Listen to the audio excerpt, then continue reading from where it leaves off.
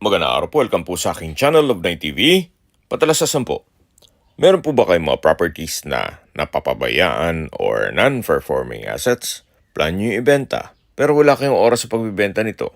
Kung ito'y pagkakatiwala nyo po sa amin, tawag lang po kayo sa aking numero, usap po tayo, gawan ko po ng video for free.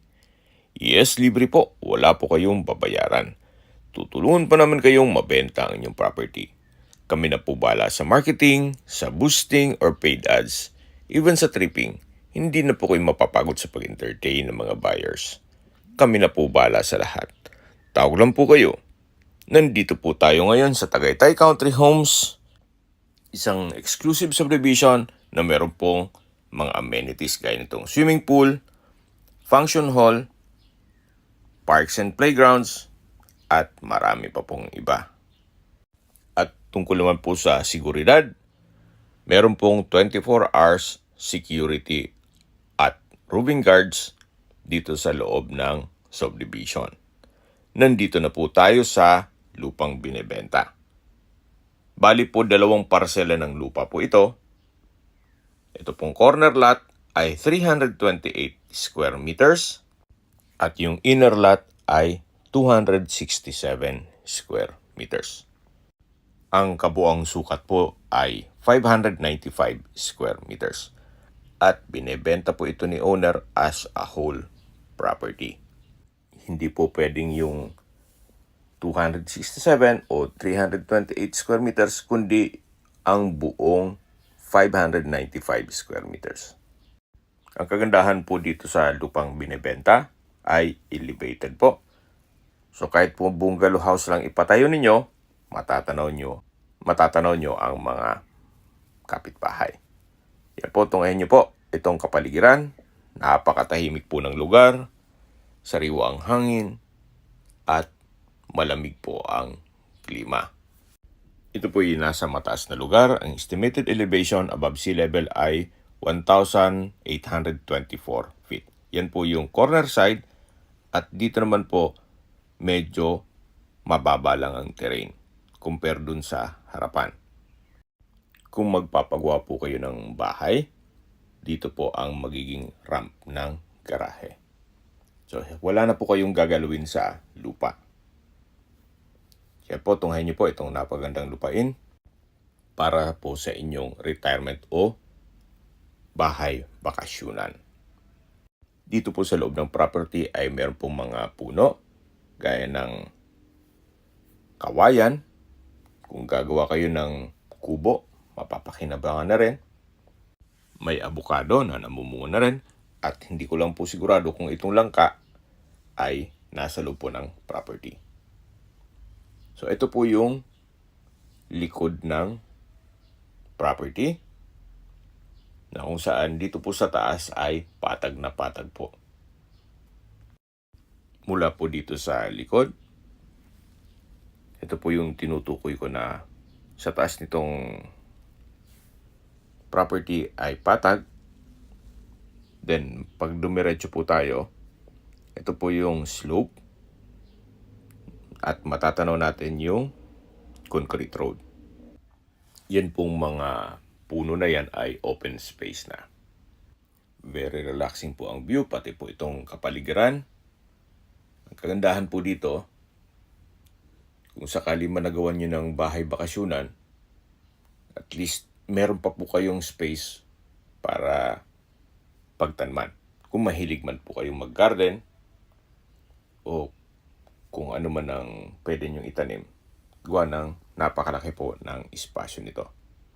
Then kung sakali man po na magkapatid o magkaibigan na gusto ng malaking sukat na lupa o magkatabing lupa, pwede na rin po ito sa inyo. Or investment para sa inyong mga anak. At the end of the day, na may mga pamilya na rin po sila, magkatabi lang po ang kanilang bahay bakasyonan o property. So ulitin ko po, ito pong property ni Ma'am at Sir ay 2 parsela. Yung isang parsela po ay yung sa dulo. Yan po yung inner lot na 267 At itong corner lot naman ay 328 square meters. At binebenta po ito as a whole property. Hindi pwede pong isang parsela lang, kundi itong dalawang parsela ng lupa. At tungkol po sa dokumento nito, gaya po ng nasabi ko sa inyo kanina, ito po'y titulado, buhay po ang may-ari, kaya wala po kayong maging problema sa documentation o sa transfer ng title. At kung sakali po ang interested buyer ay nasa Amerika, mas mapapabilis po ang inyong transaksyon gawa ng nandyan din po si owner. Pero kung taga rito naman sa Pilipinas, wala pong problema, gawa ng uuwi naman po sila para makipag-transact po sa inyo. Sa distance, location at travel time portion na po tayo.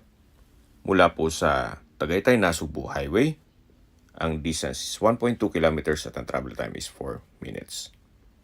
Opo, ito pong subdivision ay along the highway, kaya ito po'y accessible ng public transportation.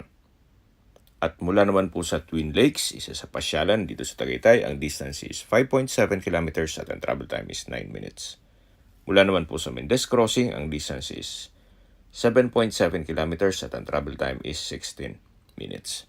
Mula naman po sa mga beach resorts sa Nasugbu, Batangas, ang distance is 51.7 kilometers at ang travel time is 1 hour and 14 minutes. Mula naman po sa Tagaytay Rotonda, ang distance is 13.1 kilometers at ang travel time is 18 minutes. Yan po yung lagi kong binabanggit sa aking video na dapat nyo i-consider sa paghanap ng property, yung meron pong malapit na hospital.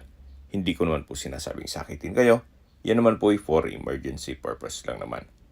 At mula naman po sa Calac Silang Interchange, ang distance is 29.9 kilometers at ang travel time is 51 minutes.